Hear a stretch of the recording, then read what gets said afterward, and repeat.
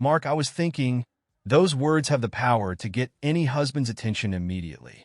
They rank right up there with, honey, we need to talk, which usually means she's upset with you or about to drop something you're not going to like. Then there's the classic, does this dress make me look fat? That's always a trap. Sorry guys, but there's no smooth way out of that one. Either you tell her she's the most stunning woman in the world, or you try being honest and brace yourself for the fallout. Then there are lines like, if you really love me, which is code for, she knows you'll disagree, but she's expecting you to do it anyway. Or the one that goes, I just did this for you, as if to make the favor she's asking for now seem smaller in comparison. My personal favorite is, it'll be worth your time, usually paired with a bit of flirting, maybe a flash of cleavage or a kiss, depending on how much she needs this favor. Most of these phrases are easy to manage, but when she starts with Mark, I was thinking, I'm better off just keeping quiet. My first instinct was to joke, congrats, sweetheart, there's a first time for everything. But I value my spot in the bed too much to risk that. This time, though, I knew I needed to cut her off because whatever she was about to suggest was likely going to kill any thoughts I had of a cozy night with her. Yep, tonight's going to be a couch night for sure. Our lives have changed so much. The kids are out of the house, we're financially comfortable, and we don't have a lot to worry about these days, but we're still stuck in the same old routine we've been in for the past 25 years. Wake up, go to work, come home, cook dinner, kiss goodnight, go to bed, and repeat. I'm craving something a little more exciting. I thought maybe we could shake things up a bit. I suggested we take more weekend trips, explore local attractions. I even mentioned we could catch more ballets for her or hit up baseball games for me.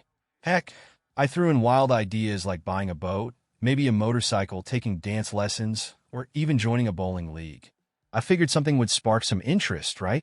But nope, none of my suggestions landed. She shot them all down. Finally, as a joke, I said, what if instead of kissing every night and, being intimate once a week, we flipped it around? We kiss once a week and, well, do it every night. I didn't expect her to take it seriously, but what she said next left me speechless.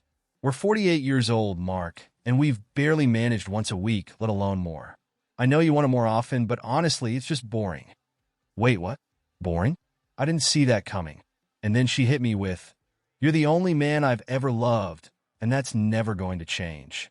But while I've been thinking, you're also the only man I've ever been with. And that makes me curious.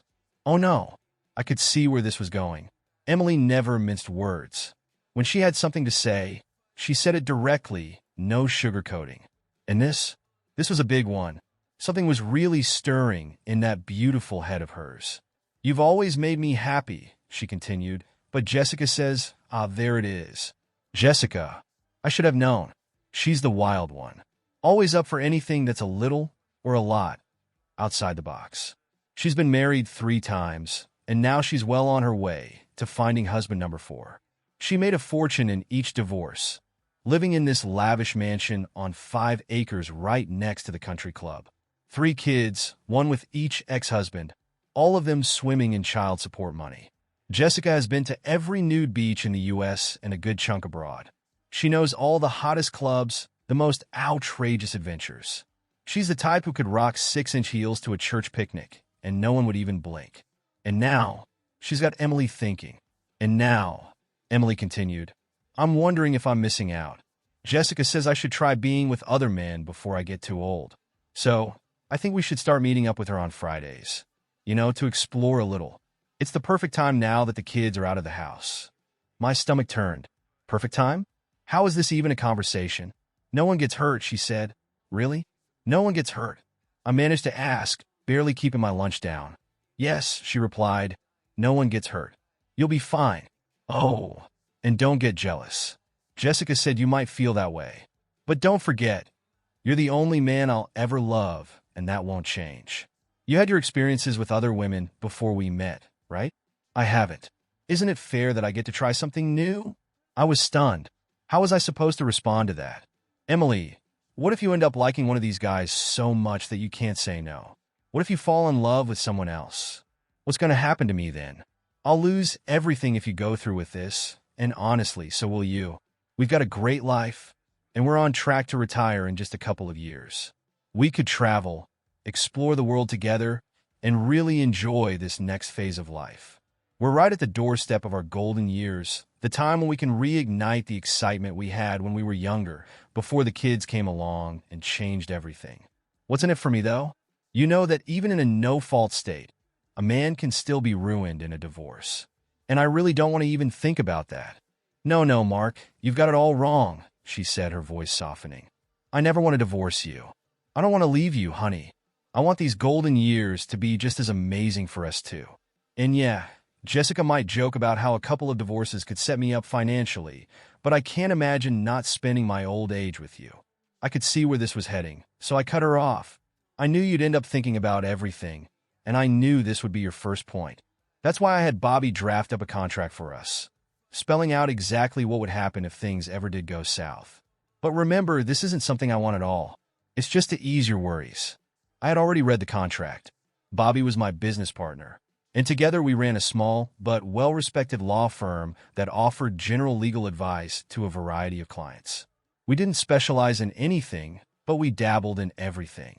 Bobby had really looked out for me with his contract. The division of property was generous but fair. Emily would keep the house and everything in it, while I would get our winter condo, the beach house, and my fishing cabin. Financially, there wasn't much to complain about. Emily had always made a good salary and liked keeping her money separate, so we agreed to maintain our own bank and investment accounts. We'd each hold on to our pensions, too. With the mortgage paid off 2 years ago and the kids' college funds fully stocked, there wasn't any need for spousal support either. Everything was tidy and well-organized. Bobby had done a stellar job. I owed her a nice thank you lunch. Of course, part of me wondered why she hadn't warned me about Emily's intentions. Client confidentiality, sure, but we were partners. Didn't that create a conflict of interest? I figured it must have crossed her mind, but since Bobby was looking out for me in this case, I decided to let it go. Maybe I'd turn that lunch into dinner. The thing is, Bobby and I had always been great partners at work, but we also flirted like high school kids whenever we had the chance. And wait a minute, what was I thinking? That's when it hit me. Bobby's been flirting with me, clients flirt with me, the neighbors flirt with me, women at the country club flirt with me. Even Jessica, right in front of Emily, makes passes at me. So Emily wants to see what's out there? Fine. She wants to compare me to other men? Fine. But I'm not sure she realizes what kind of playground she's throwing me into. Bobby wrote this contract in such a way that it left the door wide open for me to start exploring too. I signed my copy right under Emily's signature, grinning like the cat who got the cream. Without a word, I handed her her copy and locked mine away in the filing cabinet. Well, there you go, baby. You're a free woman now. Play however you like. Just 2 conditions. No games in our bedroom. That's strictly for you and me, and no sloppy seconds. I want at least 48 hours between your last night with someone else and our next. She smiled at me.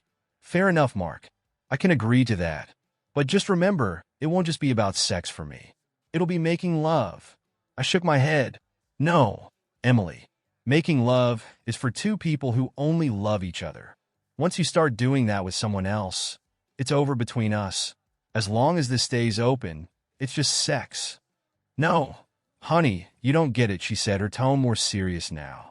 Part of the whole cuckold thing is that the wife comes home and makes love to her husband. And yes, sloppy seconds are part of it.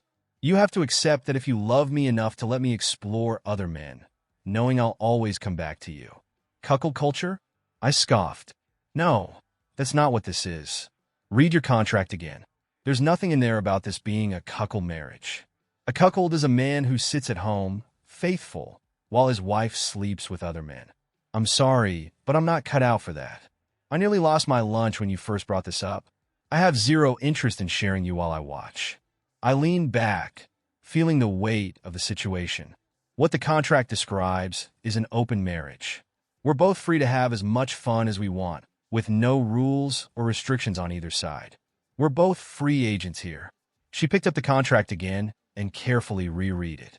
I could see her wheels turning as she tried to process what this meant for both of us. When Emily realized what she had gotten herself into, her shoulders slumped. I could tell that the seeds of curiosity had already taken root in her mind. She was second-guessing her decision, realizing that maybe this wasn't turning out the way she had envisioned.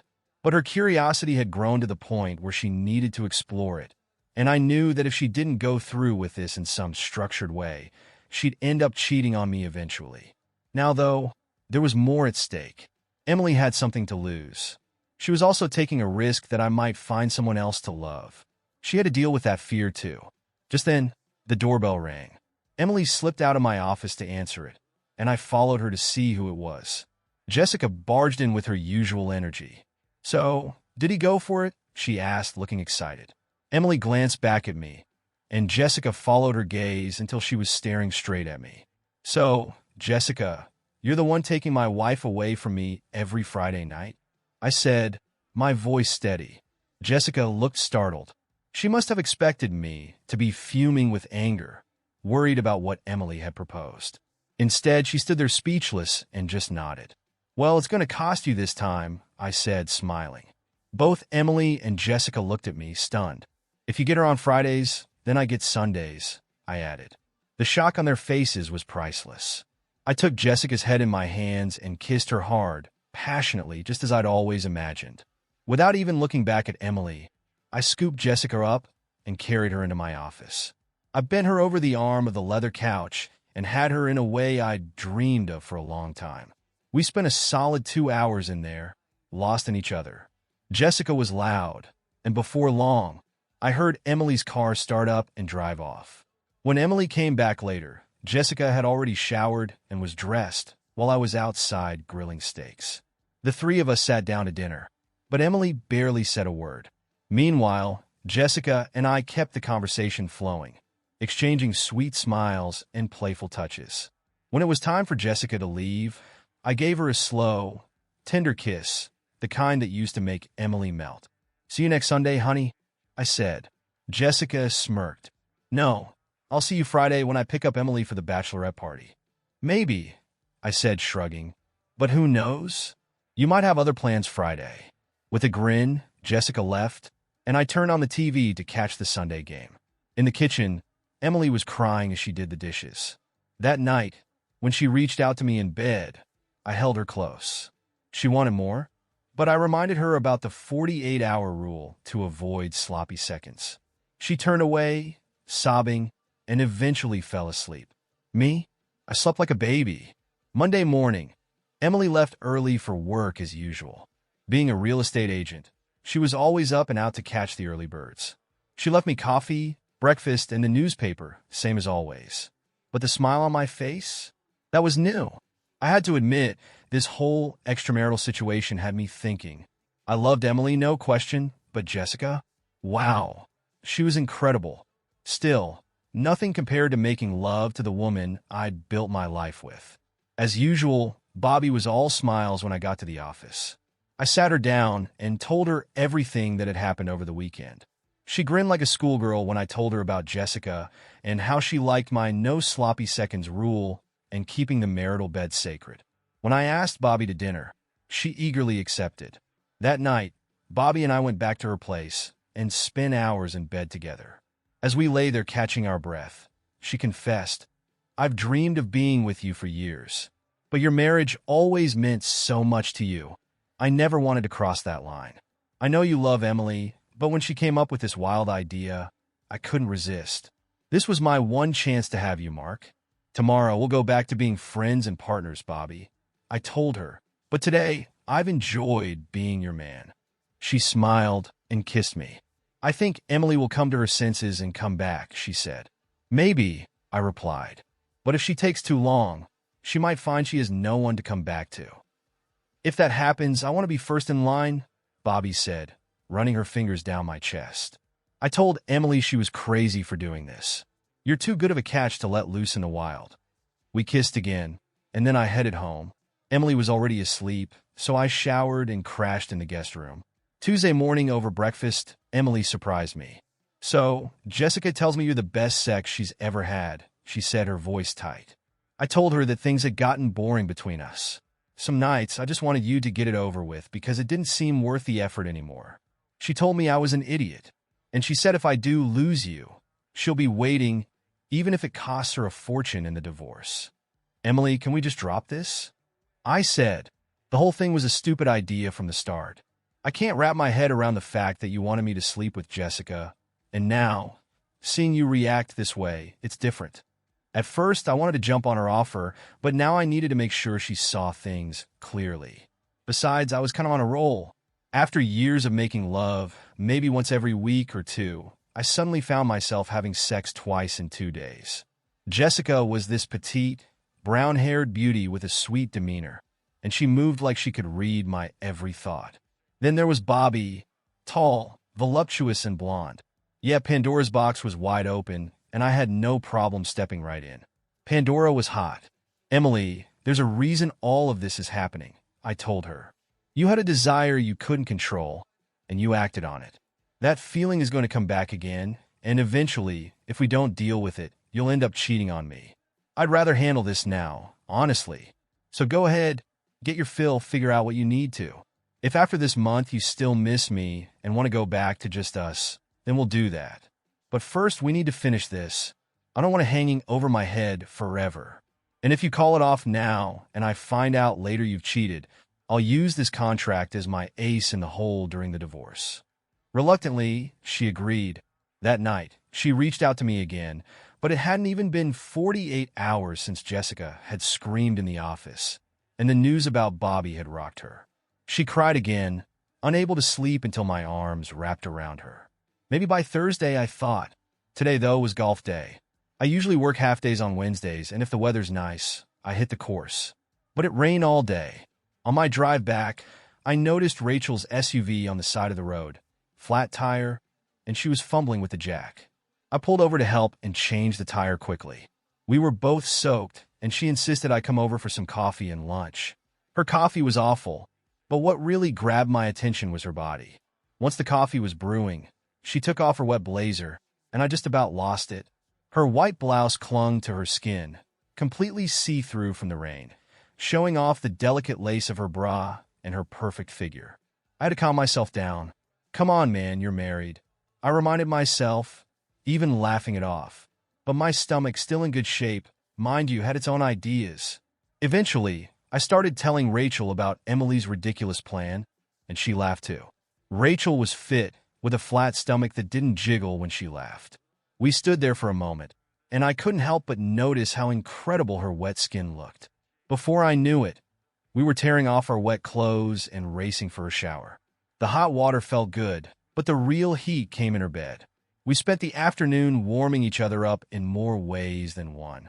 Afterward, I got dressed to head home. Rachel hadn't been with anyone since her divorce months ago. Mark, I really hope you and Emily work things out.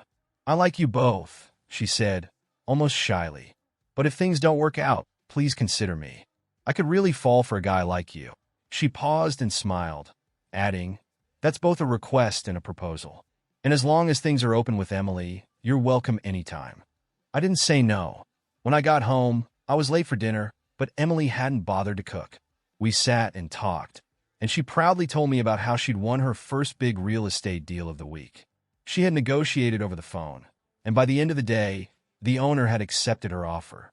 She admitted the owner had invited her to celebrate with drinks at his hotel. They drank champagne, but when he offered more, she told him she'd had enough. I like being direct, she said, and I guess he does too. Once they were in his room, they quickly undressed each other, but it was clear he didn't know what he was doing. He didn't have any experience, didn't know how to touch her, didn't know what she liked. She tried to imagine nice things to spark some passion, but nothing worked. I listened as she told her story. It seemed like, with each word, she was beginning to see that this whole plan wasn't as thrilling as she'd thought. Mark, I barely felt him. It was that bad, Emily confessed, her voice low. When I got home, I was so mad at myself. He was all proud of how long he lasted, even started talking trash about you. He actually asked if you'd ever lasted that long and said, how do you like that? Your husband can't touch you like I can. Can he? She shook her head, still upset. Even after we were done, he kept going on and on. I finally told him to shut up about you. I told him he didn't stand a chance against you, and that you even knew I was out having fun, so he hadn't really won anything. He looked so sad, so I tried to be kind. Told him he was sweet, and that I enjoyed the time we had. I even suggested he invite his wife to dinner, that maybe we could switch places. Emily chuckled softly. You should have seen him stutter after that. It was the first decent moment we shared. She knew about Rachel. Emily had driven by and seen my car parked at Rachel's place, 2 houses away across the street. I wasn't exactly hiding it. "I want you to come back to me now, Mark," she said. "But I have to wait until Friday for my chance. It's really not fair. Husbands are the ones who come home to their wives every day. They take care of them, mow the lawn, hold their hand when their mother dies, and bring them soup when they're sick. And then, suddenly, the wife says, 'This is boring. I'm going to sleep with someone else while you deal with all the daily stuff?' Mark, this isn't fair. I still want you back, and you haven't lost me." One lousy guy isn't a real sample. I stayed quiet, letting her get it all out. "Go scratch your itch, Emily, but you still have no claim over me. Rachel will be 48 hours away by Friday, but one of us is definitely getting lucky that night. And I have a date with Jessica on Sunday, so looks like next Tuesday is your day." Emily grinned at me, trying to take it in stride. Thursday came around, and I reflected on how crazy the last few days had been. 3 beautiful women in 4 days. All of them telling me they'd be waiting if my marriage fell apart. And there was Emily, slowly coming to her senses, but still not in a place where I could fully trust her again. Honestly, I needed a break, even though I was on a lucky streak. Just as we were about to close the office that evening, a woman walked in. Bobby had to pick up her car from the repair shop, so I agreed to handle the walk-in client. Mary, our office manager, had already left for the day, leaving me alone with a tall, olive-skinned woman who radiated confidence. As she removed her coat, I was greeted with the sight of a tight turtleneck sweater dress, cut just high enough to show the lace tops of her stockings. The high heels completed the look, and soon enough, I was staring into her deep, dark eyes. "I need advice on a domestic matter," she said in the most sultry alto voice I'd ever heard. I couldn't resist a little humor. "My advice is to divorce him and run away with me," I said with a straight face. She looked at me for a second, then started giggling, and soon we were both laughing. I told her I was about to leave, but offered to continue our conversation over dinner. She didn't say no. As we talked, she confided in me about her suspicions of her husband cheating. She couldn't prove anything yet, but it was eating at her, and she wanted to protect herself in case he left her. I gave her advice about securing her finances, closing joint credit lines, withdrawing half of their joint savings, and hiding family heirlooms like jewelry and art. I suggested ways to monitor his activities, like planting a GPS in his car or using the phone tracker on his devices. I even referred her to a detective agency if she wanted to go further with surveillance. Finally, I recommended she find a safe place to stay in case things got bad and keep a daily log of anything suspicious. "How do you feel about a revenge night?" she asked, her voice dropping as she reached across the table and took my hand. With her other hand, she unbuttoned another button on her blouse, showing off even more cleavage. I took her hand with both of mine and smiled. "That's a flattering offer, and I'm tempted, especially since I've got my own marital issues. But for now, you're technically my client, even if you haven't officially hired me. So, having revenge sex would be a conflict of interest." "You're fired," I said with a grin. We both laughed. "Then I've got nothing to lose," she said, leaning in closer. "But before we go any further, I want to make sure this is what you really want. Revenge night might feel satisfying in the moment, but come morning, you could be dealing with guilt, realizing you're no better than your husband. And if you find out he wasn't actually deceiving you, you won't be able to undo it. You'll have caused a break in your marriage and might end up being the guilty party in the divorce. Is that what you really want?" Her heavy sigh told me everything I needed to know. I watched her face as she considered her next move. "Can I hire you back?" she asked softly. "It would mean a lot to me, but if I end up divorcing him, and your marriage doesn't work out either, I'll expect us to meet every night for a month once it's all over. Consider that promise my down payment." I left the pub feeling good about how I'd handled things. Kept it classy, kept it professional. On the way home, I stopped by the store to grab another bottle of wine. If I was going to spend the night at home, I might as well have a drink. As I was paying, I heard a familiar voice behind me. "So, Jessica told me you and Emily have some kind of arrangement, and she said she's never seen anyone handle it like you." I turned around to see Anna smiling at me. Anna was one of Jessica and Emily's more daring friends. She didn't just play, she played for big stakes. Anna wasn't interested in a simple date or a nice dinner. If you wanted her attention, you had to bring her something valuable: jewelry, designer clothes, or high-end gifts like a fur coat or an expensive painting. Guys could chase her for months and get nowhere unless they were ready to shell out. Her dress, probably costing at least $1,000, barely covered her, showing off plenty of skin at both the neckline and the hem. Her heels, no doubt just as expensive, showcased her toned calves perfectly. She wore diamond earrings, a pearl necklace, and a stylish hat that probably cost more than my car. "Well, Anna," I said, "I guess only Emily would know for sure. But I'm betting Jessica told you all about my wife's brilliant idea to open up our marriage after all these years." "Yeah, Mark, she did," Anna replied, her voice filled with suggestion. "So now that you're free to play, how about you play with me?" "Sweetheart, it's your reputation that's on my mind," I said, flashing a knowing smile. "My reputation?" She laughed. "I'm no wilder than Jessica, and you went for her. What's so different about me?" "All right, Anna. You told me about your routine last summer. You string guys along until they're hooked, then you take them shopping at Tiffany's or Neiman Marcus before anything happens. I'm just not interested in leaving a tribute like your other dates do. But if you really want to see if Jessica's story about me holds true, follow me to the Hilton right now. And when we get there, you'll give me that pearl necklace and those diamond earrings as tribute. Then I'll spend the night with you." She hesitated, her fingers playing with the pearl necklace resting on her chest, just above her surgically enhanced curves. "This is a one-time offer, Anna.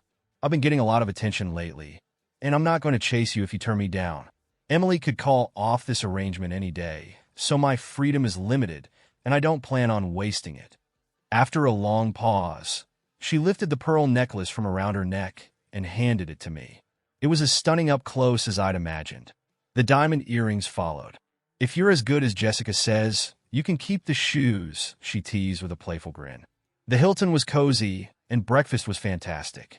I arrived at work late, but luckily, I didn't have any early appointments. My phone, though, was flooded with messages from Emily. I shot her a quick reply, saying everything was fine and that I'd see her over the weekend. Bobby found my story amusing and quickly pointed out that I looked like a cat that had just drunk a bowl of cream.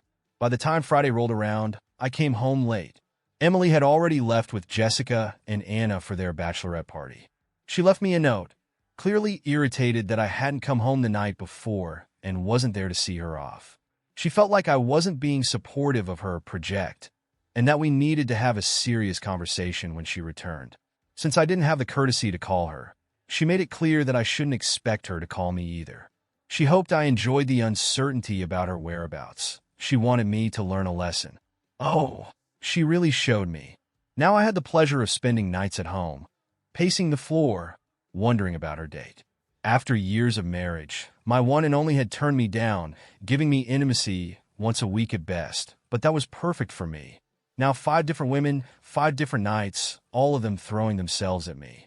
Most were even offering to take Emily's place if this experiment led to a breakup. Now that I'd discovered variety really was the spice of life, there was no way I was wasting my Friday night waiting for the woman who had rejected me last week. Ironically, the love of my life was now the only one turning me down. Sleeping with her felt like a distant memory, and I preferred it to stay that way for at least another 48 hours. I was about to head out when I decided to catch a concert in the city. My kids had gotten me into alternative rock, and there was a show at Radio City with 3 fantastic bands. I managed to score a great seat in the first row of the balcony, right by the aisle. Soon enough, I was surrounded by a group of 20-somethings. Sure, they were adults, but at my age, they seemed like kids. I caught a few lighthearted jokes about being out of place, but the girl who teased me about missing a Frank Sinatra concert had such a sweet smile. I couldn't help but smile back. When the first band hit the stage, I was up on my feet, singing and dancing along. Yeah, I knew every word to every song that night. I think I hit a new level of cool. A few beers helped, of course, and when someone passed me a funny cigarette, I didn't turn it down. Somehow, I managed to keep dancing in the aisles all night, and as we were leaving, the Sinatra girl grabbed my arm, insisting that I join them. "I'm too old to keep up with you kids," I laughed. "We think you've got one more round in you," she teased. I was definitely up for it, and for someone else too. Eventually, the guys paired off with the girls, but the night left more women than men. By the time round 4 came around, there were only 3 of us left and the drinks were getting cheaper. After my first sip, the Sinatra girl looked at me, grabbed my face, and pulled me into a deep, juicy kiss. She tasted like a margarita. Her friend, not to be outdone, decided she deserved some attention too. When the first girl came up for air, the second one jumped in. That set the tone for the night. Their apartment was just a block away. I don't remember how we got there, but I do remember clothes flying off everywhere. And the bodies those clothes came off? Amazing. When my boxers hit the floor, the girls exchanged glances, then looked skyward, before rushing toward me like animals to water after a drought. I'd forgotten how soft young skin could be, but it brought back memories. Those smiles will stick with me for a long time. As I left, I found Anna's gifts in my pockets. Not in my pants. I left those on the kitchen table at home for Emily to find, and maybe shed a tear over. The earrings looked perfect on the Sinatra girl, and the pearls fit her friend beautifully. They were both thrilled and amazed. I felt like Robin Hood, taking from the rich and giving to the young and eager. Jewelry really is a girl's best friend. They convinced me to spend Saturday strolling through museums in Central Park, followed by a night at a blues bar in Brooklyn. Another night of wild intimacy followed. I kissed them goodbye late Sunday morning and headed home. And I bet you thought I'd say, I want to see Emily, right? Wrong. Sunday was Jessica's day. I wasn't sure how I felt about Emily at that moment. She was more than just a roommate. We had a lifetime together. I still loved her, of course. We'd shared everything. Raising kids, great times, and supporting each other through rough patches. But when it came to that physical connection, following the insert tab A into slot B, as the instructions go, my tab wasn't interested. In fact, slot C and D weren't looking too appealing either. I just couldn't see her as a bed partner anymore. Had her desire to experiment and open up our marriage led me to push her into the friend zone? When I got home, she was waiting for me in the living room. Clearly, paradise was far from perfect. Emily was upset that I hadn't been home on Saturday and had been stewing in anger since Friday night. You need to explain everything, she snapped. Well, hello to you too, I replied. How was your weekend? I got in late on Friday. Thank you very much. And I finally found a man who knows how to treat a woman. I wanted to share how I felt about it, but you weren't home. What are you doing, running around with girls too young for you? Incredible. Well, that was clear enough. Emily was on a roll, rambling about how things were supposed to go. I wasn't paying full attention, but she mentioned something about how infidelity was supposed to bring us closer. We were meant to talk about our experiences, and somehow, our lovemaking would be stronger for it. At this point, the husband's manual recommends that when a conversation like this drifts off, the guy should start thinking about something completely unrelated, ideally involving someone with long legs and flowing hair, lying naked next to him in bed. Meanwhile, a well-placed yes, dear, every 90 seconds helps keep up appearances. What snapped me back into the conversation was the phrase, you should have. Now, there's a reason you should have is a red flag in the husband's guidebook. It's a line that requires a response. Some guys might ignore it and drift back to daydreaming about an Audrey Hepburn look-alike. But the bold ones might challenge it with a firm, since when should I? Or when did we decide that? Turning the tables back on the whole decision-making process. As Emily droned on, I thought about using one of those classic lines. Something like, I never said we'd do that, or I never intended to, which could be a good closing argument, but might also land you in the no-sex zone for a month. Or you could go with the time-tested approach that men have relied on since the days of cavemen. I'm so upset by your assertion that you have the right to determine what I should do, what I should want, and if you don't shut up right now, I'll feed your entire shoe collection to the dog. Instead, I went with the classic two-word version. You should. Emily was confused, clearly not expecting that. I don't think she appreciated this conversation any more than she liked my reaction to her cuckolding plan.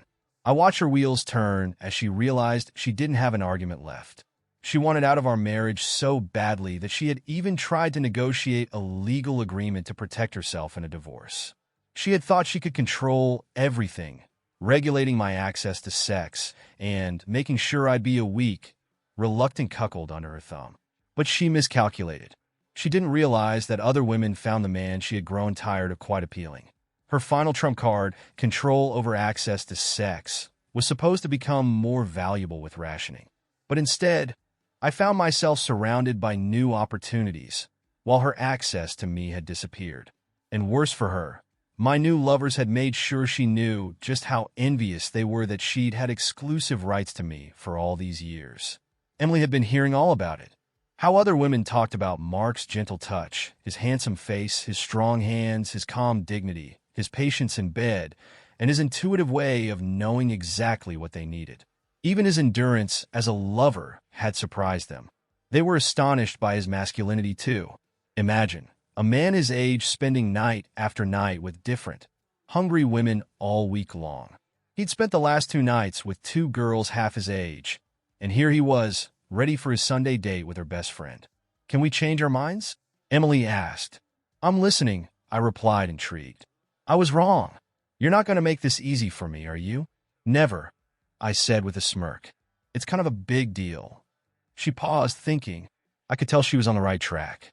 She was gearing up to ask to go back to how things were before this whole mess started. But there was no way I was going back to that. If it happened once with a warning, it could happen again without one. "I guess you're worried about our future," she finally said. "You didn't expect this. If we can burn that contract, I'll agree to a new one with whatever terms you want, as long as you take me back as your only woman, like we were before." I sat there pretending to think it over. Of course, I wanted her back. That's all I ever wanted. Sure, I'd been hurt by what she did, but it didn't sting like it used to. I had help from Jessica, Bobby, Rachel, my olive-skinned client, Anna, the girl who teased me at the concert, and her dazzling friend. A week with 7 beautiful women had soothed my wounded heart. But I wasn't about to let Emily off easy. Pleasure on demand, in any position I like, wherever I say, so long as it doesn't involve public humiliation or danger, I said, watching her reaction. She blinked. This kind of intimacy wasn't her favorite, especially if it wasn't on her terms. With her head bowed in a soft voice, she agreed, "I'll do it." She was willing to agree to anything now. By the time I was done, she had agreed to wear ultra-sexy costumes for all the major holidays: Christmas, New Year's, Valentine's Day, St. Patrick's Day, the 4th of July, Labor Day, Halloween, Thanksgiving, and my birthday. I joked about adding Rosh Hashanah and Chinese New Year, but she objected on the grounds that we didn't celebrate those holidays. She agreed to sleep naked every Friday night, no matter how cold, as long as I provided an electric blanket in winter. She promised to clean the house in a French-made outfit every Saturday morning while I helped with the chores.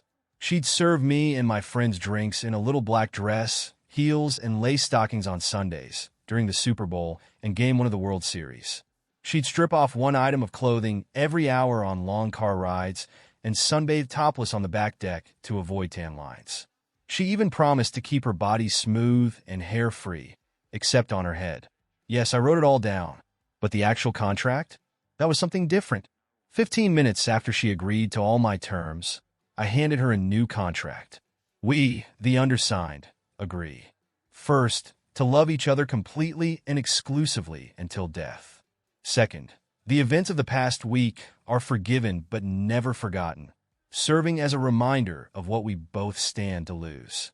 Third, if either of us ever strays from the boundaries of our marriage again, without a resolution, they will forfeit all claims to wealth, property, and financial benefits.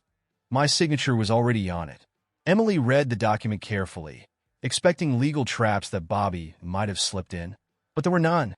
It was simple, just a reaffirmation of what we always had, except for the third clause, which demanded communication about anything out of the norm, including involving others in our personal lives. "So you don't want me in thongs and those socks every day?" she asked, almost surprised. "Well, actually I do," I replied with a grin. "So, you're taking me back?" she asked, hopeful. "Yes, but only you. No one else compares in bed or anywhere else." "I'll fix it, Mark. I'll get back to being the loving wife you need." "No, you're forgiven, Emily," I said. "But here's the thing. After we sign this contract, I'll tell you anything you want to know about the women I've been with this week. But don't ask anything you don't want to hear, because once you know, you can't unhear it." For the record, I added, I never want to know about your adventures. I don't even want to know who they are. You don't care? She asked, surprised. Oh, I care. But if I knew them, I'd probably kill them. So, for your sake and mine, let's keep it that way. She nodded, understanding the weight of my words. Okay, Mark, I've been hoping for you to show a little jealousy. I sighed. Last week, I believed you wanted someone else. I wasn't going to fight for someone who didn't want me. When I went after Jessica, it was because I thought I'd have to replace you. I tried a lot of different women, but none of them compared to you. Emily signed the contract immediately. Mark, do you think you can show me what I've been missing? She asked, eager. First, you need to throw that old contract into the fire, I told her. Mine's already burning. She went upstairs and grabbed her copy. God bless Bobby. Her clever document had probably saved our marriage. Emily threw it into the fire, and that chapter of our lives turned to ashes.